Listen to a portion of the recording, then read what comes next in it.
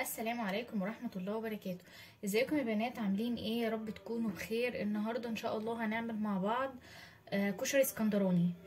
والمقادير بتاعتنا عبارة عن رز اقل، يعني انا عاملة اقل من نص كيلو رز، اقل حاجة بسيطة يعني، وكوباية الا شوية صغيرين برضو عدس اصفر، وبصلاية تكون يعني متوسطة، يعني حلوة كده، لا هي كبيرة قوي ولا صغيرة قوي. ويلا مع بعض نبدأ بقى على البوتاجاز نشوف هنعمل ايه.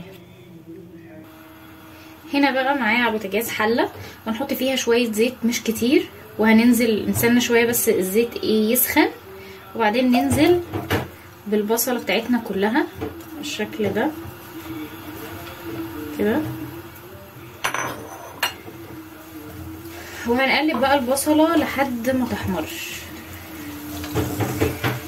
هحمر بقى البصله وارجع لكم تاني اقول لكم هنكمل الباقي الرز ازاي. هي طريقه بسيطه ويعني وما بتاخدش وقت ولا مجهود ولا اي حاجه، وان شاء الله تعجبكم.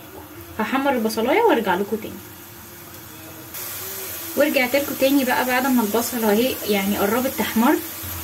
يعني انا بحبها تحمر تدينا لون ذهبي خالص علشان يبقى الرز لونه حلو. فهي خلاص اهي قربت تحمر. هي لما بتحمر قوي البصله مش تتحرق، تحمر، هتخلي الرز لونه ذهبي كده وشكله وطعمه حلو قوي. يعني انا كده خلاص اهو، هو ده اللون اللي انا محتاجه اهو. هنزل دلوقتي بقى بالميه، اقلبها كده كمان تقليبه. بسم الله الرحمن الرحيم. وننزل مع بعض بالميه. انا يا جماعه ما بعرفش احط الميه كده وخلاص، يعني لازم يبقى فيه معيار، يعني لازم يبقى فيه معيار للرز عشان اقدر احط الميه بتاعته مظبوط. في ناس بقى ما شاء الله عليها يعني بتقدر تعاير الرز من غير معيار، يعني تحط الميه كده وبيطلع معاه مظبوط.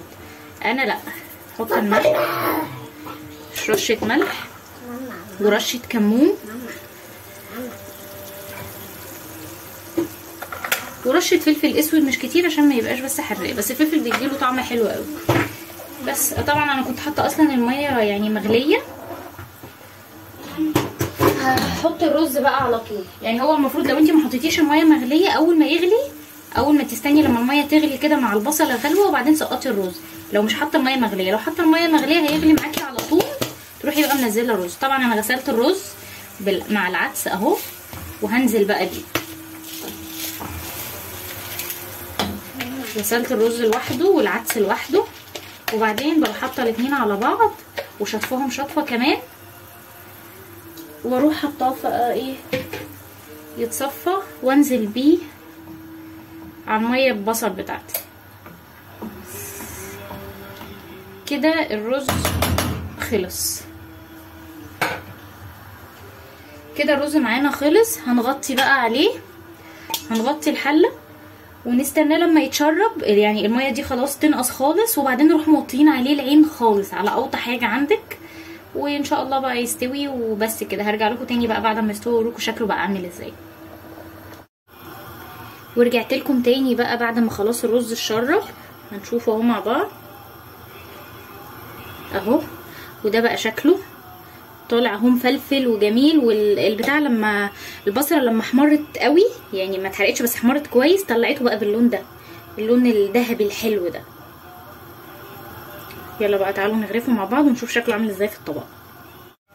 رجعت لكم بقى بعد ما خلاص خلصت خالص، وادي شكل الرز اهو. بيبقى طعمه حلو جدا، وبجد اتمنى ان انتوا كلكم تجربوه. سهل وبسيط ومش بياخد اي وقت خالص ولا مجهود، يعني مش هياخد وقت منك خالص، وكمان مفيد، يعني رز وعدس اصفر وكده يعني، وحاجه حلوه يعني. وبعمل جنبيه طبق سلطه خضراء بالشكل ده، طماطم بقى وبصل وكده، سلطه خضراء يعني. وده الشكل النهائي للرز. اتمنى ان شاء الله ان هو يعجبكم، واتمنى ان انتوا تجربوه. وما تنسوش تعملوا لايك للفيديو ده وسبسكرايب للقناه، وان شاء الله اشوفكم في فيديو جديد المره الجايه. باي باي.